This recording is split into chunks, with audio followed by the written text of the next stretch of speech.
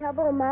Horlicks খাবে বাবা? সত্যি সত্যি হরলিক্স খাবো বাবা? কি মজা কি মজা, আমার হরলিক্স খেতে খুব ইচ্ছা করে। ডাক্তারবাবু বলেছেন দুবেলা তোমাকে হরলিক্স খেতে। তুমি বসো, আমি গরম জলটা করে নিয়ে আসছি। কেমন? কি গো মা, তোমরা হঠাৎ একেবারে বড় লোক হয়ে গেলে। এবার থেকে 10-20টা ঝি চাকর রাখো, যে তোমার পান সেজে দেবে। হঠাৎ এই কথা বলছিস কেন? এবার থেকে আর অভাব অভাব বলে টাকা ধার চেও না। যা বলবি সোজাসুজি বল। বড় লোকের দেখলি কি? রোজই তো শুনি বড় অভাব, টাকা নেই, সংসার চলছে না। এদিকে তো ঘরে ঘরে হরলিক্স খাওয়া হচ্ছে। হরলিক্স?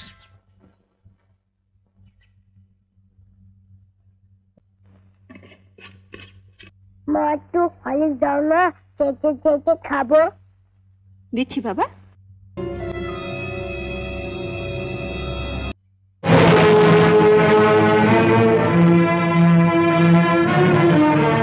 লুকিয়ে লুকিয়ে ছেলেকে হরলিক্স খাওয়ানো হচ্ছে, আর যেই না সংসারে একটু বেশি টাকা দিতে বলি অমনি মুখ শুকনো করে বলা হয় কোথায় পাবো।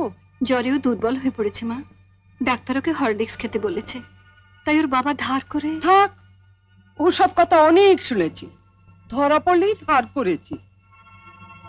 নে লতু, তুলে নে হরলিক্সটা। শোনো বড় বউ, আমি আগেও বলেছি আবারও বলছি, যার স্বামী যেমন রোজগার করবে তার ঘরে তেমনি খাওয়া দাওয়া হবে।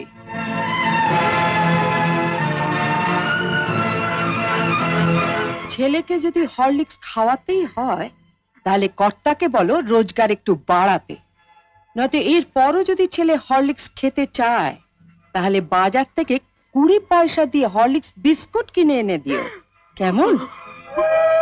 আইলো তু। দিদু আমাকে একটু হরলিক্স দাও না, চেটে খাবো। হরলিক্স খাবে? ওইখানে হরলিক্স পড়ে আছে, যা গিয়ে চেটে চেটে খা।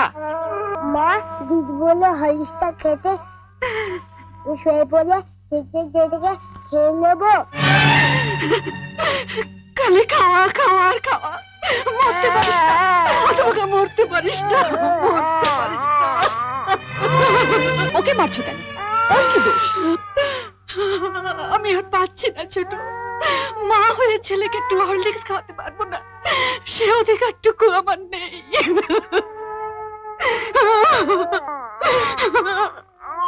উনিও তো মা, ওনারও তো সন্তান আছে।